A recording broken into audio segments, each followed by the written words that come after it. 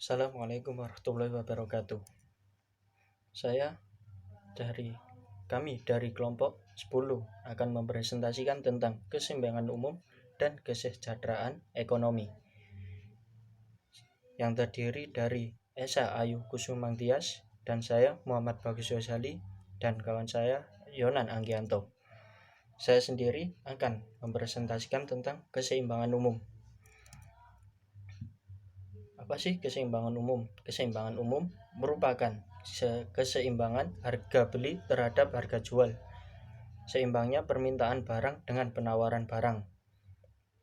Juga keseimbangan antara pengeluaran uang dengan pemasukan dan keseimbangan antara pendapatan dengan pengeluaran yang terjadi. Keseimbangan umum atau equilibrium meliputi beberapa pasar, yaitu pasar barang, pasar uang, pasar tenaga kerja, dan pasar modal. Ilustrasi dari konsep keseimbangan umum. Awalnya semua pasar berada di tingkat keseimbangan P1, W1, P2, dan W2. Ketika terjadi kenaikan permintaan tomat D kurangi D1, maka akan terjadi serangkaian penyusunan di pasar lain yang terkait.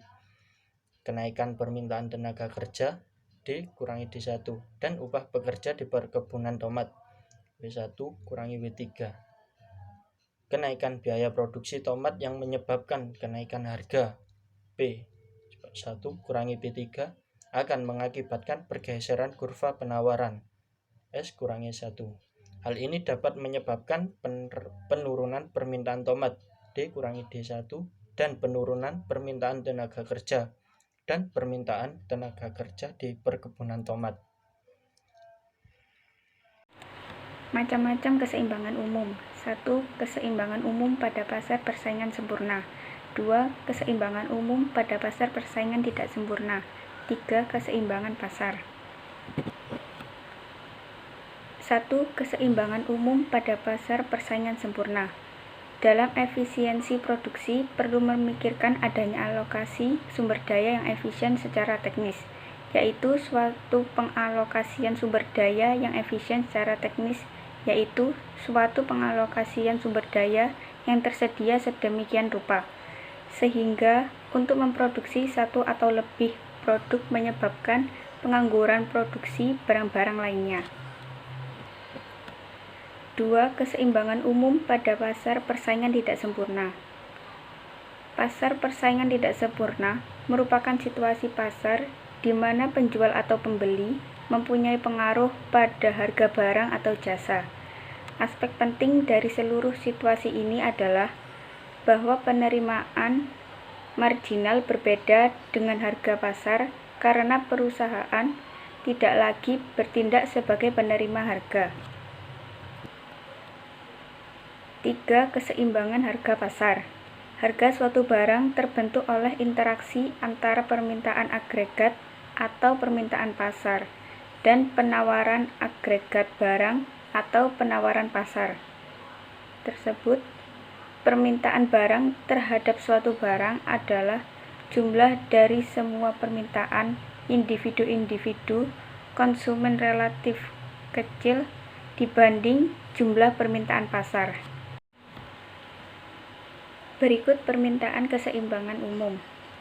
Dalam analisis keseimbangan umum, konsumen diasumsikan memiliki fungsi kepuasan yang homogen. Individu memilih tingkat konsumsi berdasarkan tingkat pendapatan dan harga barang-barang. Tingkat pendapatan selanjutnya dihitung berdasarkan kepemilikan faktor produksi, yaitu tenaga, kerja, modal, dan lain-lain. Kesejahteraan ekonomi. Kesejahteraan ekonomi merupakan cabang ilmu ekonomi yang menggunakan teknik mikro untuk menentukan secara serempak efisiensi alokasi dari ekonomi makro dan akibat distribusi pendapatan yang saling berhubungan. Jenis-jenis kesejahteraan ekonomi ada dua, yaitu kesejahteraan ekonomi konvensional dan kesejahteraan ekonomi syariah. Yang pertama, kesejahteraan ekonomi konvensional, yaitu hanya menekankan pada kesejahteraan material dengan mengabaikan kesejahteraan spiritual dan moral. di mana kesejahteraan ekonomi konvensional menggunakan dua pendekatan dalam menentukan kesejahteraan ekonomi, yaitu pendekatan neoklasik dan pendekatan ekonomi kesejahteraan yang baru atau modern. Yang kedua, kesejahteraan ekonomi syariah. Kesejahteraan ekonomi syariah ini bertujuan mencapai kesejahteraan manusia secara menyeluruh, yaitu kesejahteraan material, spiritual, dan moral. Konsep ekonomi kesejahteraan syariah bukan saja berdasarkan manifestasi nilai ekonomi, tetapi juga nilai moral dan spiritual, nilai sosial, dan nilai politik Islami. Prinsip kesejahteraan ada 3, yaitu yang pertama, kepentingan masyarakat yang lebih luas harus didahulukan dari kepentingan individu. Yang kedua, melepas kesulitan harus diprioritaskan dibanding memberi manfaat. Yang ketiga, kerugian yang besar tidak dapat diterima untuk menghilangkan yang lebih kecil.